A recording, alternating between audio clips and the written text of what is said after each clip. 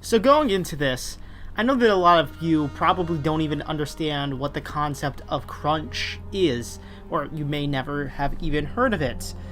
But basically, in the video games industry, there are periods of time in a game's development where, due to usually poor management, the developers of certain games, well, I say developers, but it's usually the middle management, the managers, the people that do the managing per se, decide it's a wonderful idea to basically make video game workers stay for ridiculous amounts of time.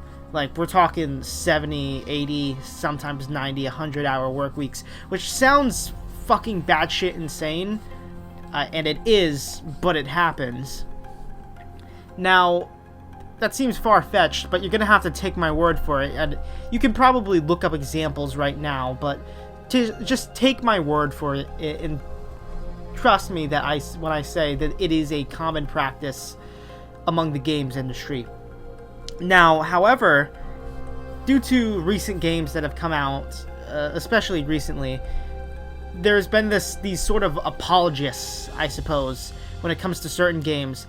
It's from CD Projekt Red with Cyberpunk 2077. It's with The Last of Us Part 2 with Naughty Dog. I haven't heard of it with, like, Doom Eternal or really other games that I like. Probably Call of Duty. Though, to be fair, I've always kind of had mixed opinions about COD, so, not necessarily a game I like 100% of the time, but, I'm giving it the benefit of the doubt, I suppose. So, what's the point of this video? I found this fucking thread by some guy in the games industry that's old school, and I didn't know who he was at first, but then I kind of went, oh shit, and I remembered that this is the guy behind Duke Nukem Forever. So, and I also found this thread through Chris Raygun, who is a YouTuber that sometimes makes good videos. Kind of lately, I've fallen off from his content. Maybe it's just personal taste instead of, it could be any number of things. But whatever, that's besides the point. So, he made Duke Nukem 3 and a couple other games, but again, primarily known for the 12-year development hell of Duke Nukem Forever. So, I'm gonna read his thread. Yep, that's right, you're getting another Kabeebaby story time. Well, I'm gonna try and keep it as short as possible, okay? Okay. So George Brossard, I believe how you pronounce his last name, starts off his tweet with, "Oh, fuck off. You have no idea what it takes to ship a world-beating AAA games, and you take the word of disgruntled and ex-employees versus the 100s that are happy there. Also, comparing a 20-man indie studio to a 300-person studio is stupid. No, it's not. Because if a 20-man studio is more effective than a 300-person studio, then something's wrong. I mean, there's a whole bunch of reasons why you should be able to compare an indie studio to a AAA, and when they refer to indie, he's talking about Hades, which if you watch my Game of the Year videos, you might have heard that name a couple times. Yeah, the whole you can't compare it thing is fucking stupid. So, moving on. He was quote tweeting an article by Kotaku, who is a garbage website, but there's occasionally good articles that come out from there. And their article was, games made under crunch conditions don't deserve Best Direction awards. Basically being like, this game was directed poorly because of crunch. And I would agree, I think you can make a good game without crunch, and the fact that people think it's a necessity is fucking stupid. And of course his tweet got fucking ratioed. Thousands of, fucking quote tweets. It's just... He continues, right, before we get sidetracked. Biggest award show of the year. Millions watch and celebrate gaming. Kotaku. Hold my beer. I have some well-timed opinions on the overall winner and best game that we can milk for some clicks and outrage. No, dude. They made these articles about Naughty Dog and its stupid fucking crunch way before the thing, and they were like, again, this is a thing that happened. They're dunking on them in response to something that happened. It hasn't been like... It's fucking ridiculous. And you know, most articles do farm outrage, but this is like one of those times where it's not about that. Which is fucking ridiculous. Dang, apologies. I accidentally muted this thread like 7 hours ago. I was enjoying muting/blocking all the toxic drive-by people with anime avatars. Back to on the job now, so I promise you get to you soon. Ooh, excuse me. I gotta tell you, man, the ratio of people driving by here with stupid comments or liking stupid comments that have like 40,000 tweets and 100 to 200 followers is staggering. I guess toxic shit posters put up numbers like that. These are rookie numbers, though. I guess I should clear this up. Someone finally suggested that they thought my original post was in support of Crunch because that's the Kotaku headline. No. My original tweet was 100% about Kotaku being shitty and attacking Naughty Dog the day they won the awards and the poor timing. Because I've screenshot all this, I will go back to this and I will read it. I won't read it again, but I'm going to say, confirm, no, that's fucking stupid. You were defending it. You were like, you have no idea what it takes. Motherfucker, you were defending it. You're either stupid, retarded, or you're just lying through with malicious intent. Like, sorry to say, but I'm not buying it, you know? So, let's read some of the responses. Hey, George, all due respect, but I don't think the guy who's Shepherd... That's a weird way to fucking phrase it. Duke Nukem Forever through multiple engines over more than a decade has room to talk about workplace management. I would agree. And then they show the fucking engines and stuff with all of that. And then he then responds with like, oh yeah, haha, you blocked me because you can't take a joke. And, you know, it wasn't really a joke. It was more of a criticism. But, hey, at the end of the day, he's still a pansy. Whether it was a joke or not, that's completely irrelevant. Then he, not in replying, I don't know how this happens. It's just like a reply, but it's not a reply. It's like literally under the tweet, but it's not, I don't fucking get it. Don't know a single studio that doesn't try their best to limit and mitigate crunch hours or eliminate it. Fact is, making a large AAA game with hundreds of people is a very hard problem, and things happen and timelines slip. It's not bad management. Studios do their best. Stop vilifying them. I have no doubt that some of what he's saying is true. However, that's still not an excuse. Sorry. You know, these people think they exist in this bubble where video games, like, crunch is a necessity, which is very clearly not the case, but that's just me, I guess.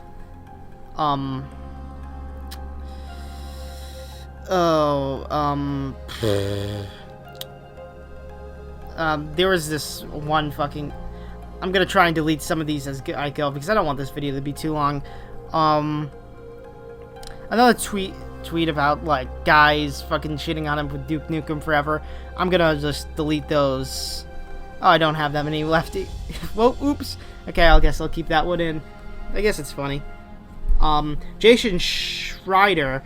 I believe this is a professional Polygon fucking wankster or something.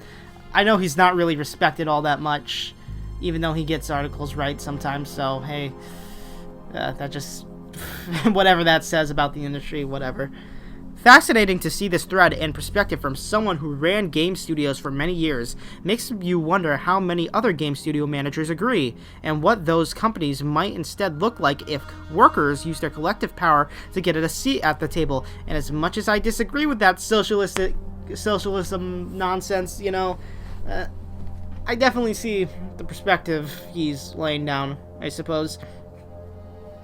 I don't think, you know, all the workers should be making management decisions, because a company any business that is run solely with the interest of the workers in mind, and only solely their interests is like destined not to make a profit, and profit is important in the industry, believe it or not.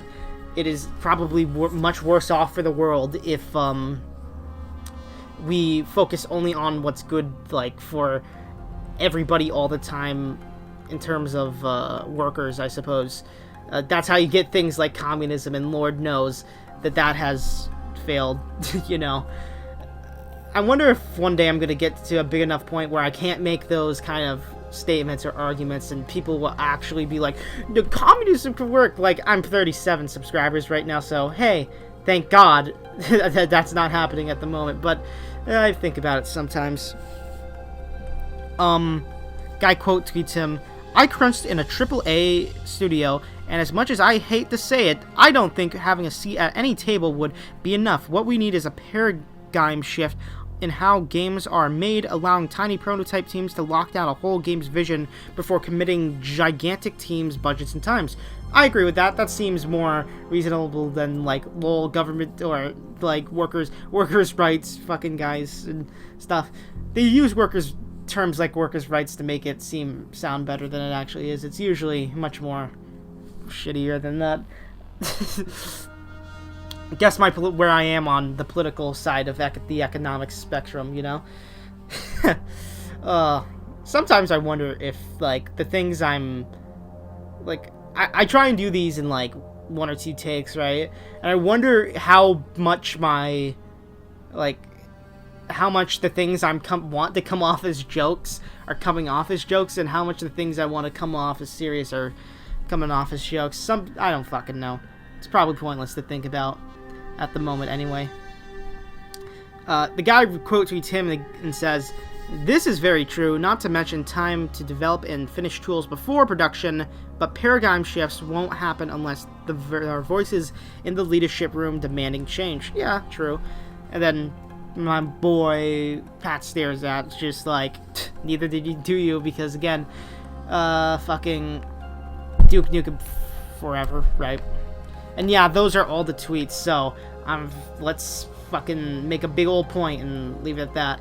I know that seems all kind of, like, obvious to some people out there, and I'm probably just speaking to the choir again, but I also think that there are people out there that really excuse or defend it for games that they like. Doom Eternal is one of my favorite games of all time, but if there was, like, any amount of crunch involved in it, I couldn't defend it. Just, it doesn't matter if it's my favorite game. I think it's fair to say it's my favorite game of this generation. Yeah. Yeah, I think that's fair, right? So, it doesn't excuse, you can't, people that try and excuse crunch are often the people that perpetuate it, or, like, people that really just don't give a shit about people that actually work on video games, which is unfortunate, because the people that work on your video games are the people that make them good. Shocking, right? But you really you should probably care a little bit more, because I think it's actually been, like, circumstantially proven, or at the maybe outright proven, that, like, games that don't have crunch involved actually are just better video games, which I find kind of interesting. So yeah, overall, what did we learn? Not much, again, speaking to the crowd, but I guess I want to leave it in your guys' hands. Tell me down in the comments below, what in the ever-living fuck, like, what do you think about it? Like, if you are a working class citizen, right, how would you feel about being forced to work 80 hours, 100 hours a day? Because for one of the other arguments is that, like, it's a dream job and these people are happy to be there, which isn't true all the time, you know. So I have to ask, what, I guess, again, I'm beating around the bush. What's your opinion? With that being said, this was way longer than I wanted it to be, so be sure to like, subscribe, comment, tell me how your day's been or something down below. I don't know. The growth on this channel, though, has been really fucking surprising, and I appreciate every single one of you that is subscribed, and if not subscribed, at the very least, like, just for watching this video anyways, which is cool. So, whew, thank you. Thank you all. My voice is getting tired, though, so I'm going to end this video here. Thanks for watching. Stay rad. Don't be radicalized. God bless your soul. I've been Kabeebaby, and I am signing out. Peace.